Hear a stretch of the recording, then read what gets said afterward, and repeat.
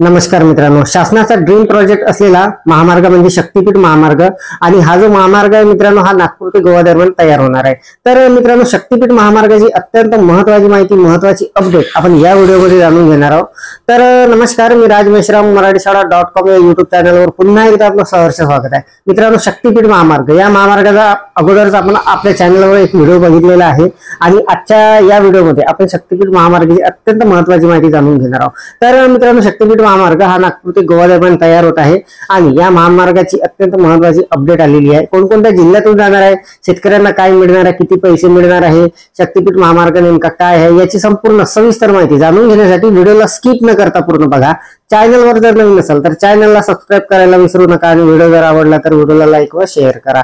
चला तर मग सुरू करूया।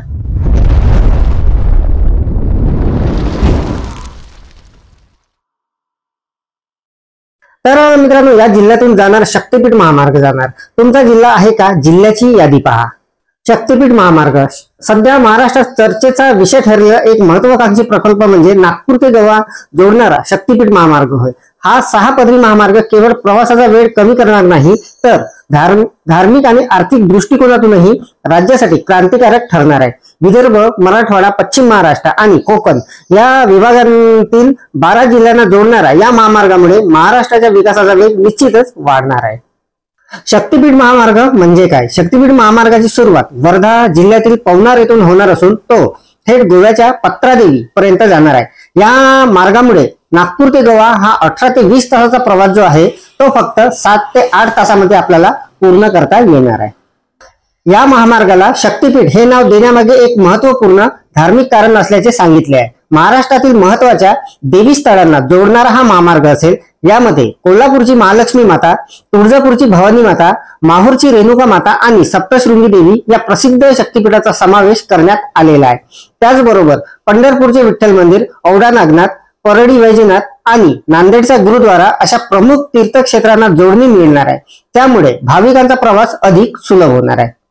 या 12 जिल्ह्यातून जाणार शक्तीपीठ महामार्ग हा महामार्ग खालील जिल्ह्यामधून जाणार आहे। त्यामुळे तुम्ही तुमच्या जिल्ह्याचे नाव या यादीत आहे का ते पाहू शकता।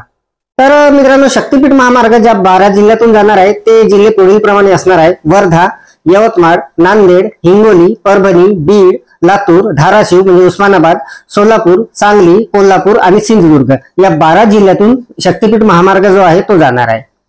हा प्रकल्प सुमारे 8615 हेक्टर जमिनीवर उभारला जाणार असून तो 371 गावांमधून जाणार आहे। MSRDC या प्रकल्पाची अंमलबजावणी करत असून भूसंपादन प्रक्रियेला गती मिळालेली आहे। शेतकऱ्यांचा विरोध आणि सरकारची भूमिका या प्रकल्पामुळे काही शेतकऱ्यांच्या जमिनी संपादित केल्या जात आहेतच। विशेषतः कोल्हापूर आणि परभणी जिल्ह्यामध्ये शेतकऱ्यांनी आपल्या सुपीक जमिनी गमावण्यावर तीव्र नाराजी व्यक्त केलेली आहे। त्यांना दिला जाणारा मोबदला अपुरा असल्याचे मतही त्या शेतकऱ्यांनी व्यक्त केलेले आहे। याबाबत सरकारने मात्र बाजारभावाच्या तिप्पट मोबदल्याचे आश्वासन देण्यात आलेले आहे, परंतु अनेक शेतकऱ्यांना आपल्या भविष्याची चिंता सतावत आहे। त्यामुळे या प्रश्नावर शासन आणि स्थानिक नागरिकांमधील संवादातून न्याय तोडगा काढणे आवश्यक असणार आहे। या शक्तीपीठ महामार्गाचे फायदे काय होणार आहे ते आपण जाणून घेऊ। प्रवासात मोठी बचत होणार आहे। नागपूर ते गोवा प्रवास केवळ काही तासातच पूर्ण होणार आहे। व्यापार आणि उद्योगांना चालना मिळणार आहे। विशेषतः विदर्भ आणि मराठवाड्यातील विकासाला गती प्राप्त होणार आहे। रोजगाराची संधी महामार्गाच्या बांधकामात आणि पुढील व्यवस्थापनात रोजगार निर्माण होणार आहे। धार्मिक पर्यटनात वाढ होणार आहे। राज्यातील प्रमुख तीर्थक्षेत्रांना जोडणी मिळाल्यामुळे भाविकांची संख्या जी आहे ते वाढणार आहे। तर अशा पद्धतीचे मित्रांनो फायदे या शक्तीपीठ महामार्गामुळे होणार आहे। हा महत्त्वाकांक्षी प्रकल्प पूर्ण करण्याबाबत सरकार समोर काही आव्हाने सुद्धा असणार आहे। त्यापैकी भूसंपादनाचा विरोध, शेतकऱ्यांची जमीन गमावण्याची भीती आणि अपुरा मोबदला याचे एक महत्त्वाचे कारण असणार आहे। पर्यावरणीय प्रश्न, सुमारे 128 हेक्टर वनजमिनीचा वापर होणार असल्याने जैवविविधतेवर परिणाम पाहायला मिळू शकणार आहे। तर मित्रांनो शक्तीपीठ महामार्गाच्या या माहितीचा सार जर आपण लक्षात घेतला तर शक्तीपीठ महामार्ग महाराष्ट्रासाठी एक महत्त्वाकांक्षी आणि परिवर्तनशील प्रकल्प आहे। धार्मिक, सामाजिक आणि आर्थिक अशा सर्व अंगांनी तो राज्याला पुढे नेणारा ठरू शकतो। मात्र त्याच वेळी शेतकऱ्यांचे हित आणि पर्यावरणाचा समतोल राखणे ही शासनाची महत्त्वाची जबाबदारी राहणार आहे।